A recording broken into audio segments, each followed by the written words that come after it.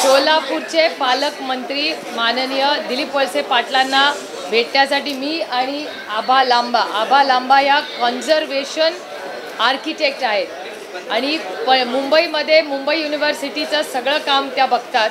त्याचा एक एक्सपेन्शनचा मोठा कार्यक्रम हा माननीय अजितदादा आणि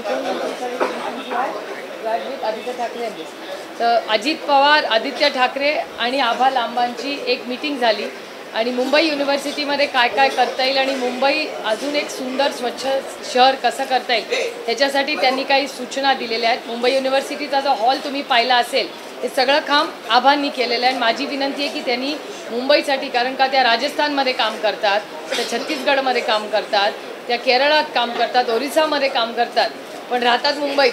तर मी तर जरा त्यांच्यावर हक्क दाबवते की तुम्ही मुंबईत राहता तर महाराष्ट्रासाठी तुम्ही आणखीन काय करू शकता, अशा फार चांगल्या सूचना त्यांनी केल्या आहेत. आणि त्याचाच एक एक्सटेन्शन म्हणून पंढरपूर जे आपल्या सगळ्यांचं अतिशय महत्त्वाचं श्रद्धेचं स्थान आहे, तर कॉन्झर्वेशन आर्टिस्टनी घेऊन म्हणजे नवीन कॉन्क्रीट जंगल न करता एक अतिशय सुंदर असं प्रसन्न मंदिर आहे, पण आजूबाजूचं शहर एवढं प्रसन्न नाही आहे, गदारोळे, रस्त्याची कामं अर्धवट राहिलेली आहेत. तर संपूर्ण पंढरपूरसाठी एक चांगलं मॉडेल त्यांनी तयार करावं अशी विनंती मी त्यांना केली आणि त्याचा फॉलोअप घेण्यासाठी मी दिलीप वळसे पाटलांना त्यांचं मार्गदर्शन घेण्यासाठी भेटायला आज आले होते. दिल्लीचे वातावरण आहे आता सोनिया गांधी अमित शहा यांच्या मी काल पुण्यामध्ये ह्याच्याबद्दल बोलते. मी सोनियाजींचे जाहीर आभार मानते की काल पुण्यामध्ये मी प्रेसशी बोलताना ही मागणी केली होती की दिल्लीमध्ये प्रेसिडेंट ट्रम्पची व्हिजिट चालू असताना एवढा मोठा सिक्युरिटी लॅब्स एक तर होतोच कसा, it's a huge security labs आणि अर्थातच गृहमंत्री त्याला जबाबदार आहेत. माझी माननीय प्रधानमंत्र्यांना नम्र विनंती आहे की प्रधानमंत्र्यांनी ह्याची पारदर्शक इन्क्वायरी ही लावलीच पाहिजे आणि मला असं वाटतं की नैतिक जबाबदारी घेऊन माननीय श्री या देशाचे गृहमंत्री श्री अमित शहा यांनी ऑन मॉरल ग्राउंड्स त्यांनी राजीनामा दिला पाहिजे.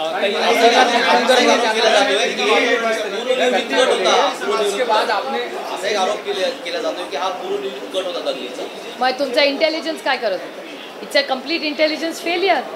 म्हणजे सरकारला माहितीच नव्हतं. माझं म्हणणं आहे की कोणीही केलं असेल त्याची पारदर्शक इन्क्वायरी झालीच पाहिजे, त्याला शिक्षा झालीच पाहिजे. पण हे चालू असताना एक गोष्ट आपण विसरतोय की प्रेसिडेंट ट्रम्प आपल्या भारताचे पाहुणे होते. आपल्या अतिथी देवो भव आपण म्हणतो, मग अतिथ्याचं स्वागत असं करणार तुम्ही? एरवी आम्हाला एवढं संस्कारावर तत्त्वज्ञान शिकवत असतं हे केंद्र सरकार, तर त्यांनी स्वतःच्या कृतीमध्ये करून दाखवावं. अतिथी देवो भव, मग असं करता तुम्ही तुमच्या अतिथीचं स्वागत?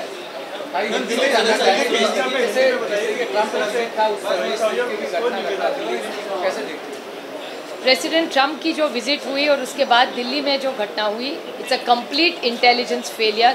गृह मंत्रालय, मैं माननीय प्रधानमंत्री जी को नम्रता से विनती करती हूँ कि उन्होंने इसकी पूरी इंक्वायरी करनी चाहिए और गृह मंत्रालय ने मॉरल ग्राउंड्स पर श्री अमित शाह जी ने रेजिग्नेशन देना चाहिए क्योंकि it's a complete intelligence failure.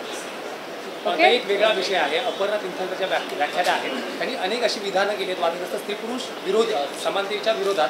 महाराष्ट्रात तुम्ही बघता अनेक आपला जो वारसा आहे स्त्री पुरुष समानतेचा आहे, या सगळ्याबद्दल एक महिला, माझी सगळ्या चॅनल्सना हात जोडून विनंती आहे, जेव्हा असं काहीतरी कोणीतरी बोलतं त्याला तुम्ही पब्लिसिटी देणं बंद करा. तुम्ही ज्या दिवशी बोलणं दाखवणं बंद कराल ना, हे सगळं बंद होईल. कारण हा पुरोगामी महाराष्ट्र आहे, कैलासवासी यशवंतराव चव्हाणांचा महाराष्ट्र आहे. त्यामध्ये आता एक आहे लोक श्रद्धा आणि अंधश्रद्धा. माझी श्रद्धा जरूर आहे पण माझी अंधश्रद्धा नाही. त्यामुळे श्रद्धा आणि अंधश्रद्धेमधली जी फाईन लाईन आहे त्याच्यात सातत्याने काहीतरी आजकाल महाराष्ट्रात गडबड होते. त्याच्यामुळे माझी तुम्हालाही विनंती आहे की असं कोणी काय केलं तर कृपा करून दाखवूच नका, म्हणजे ते सगळं बंद होईल. थँक्यू.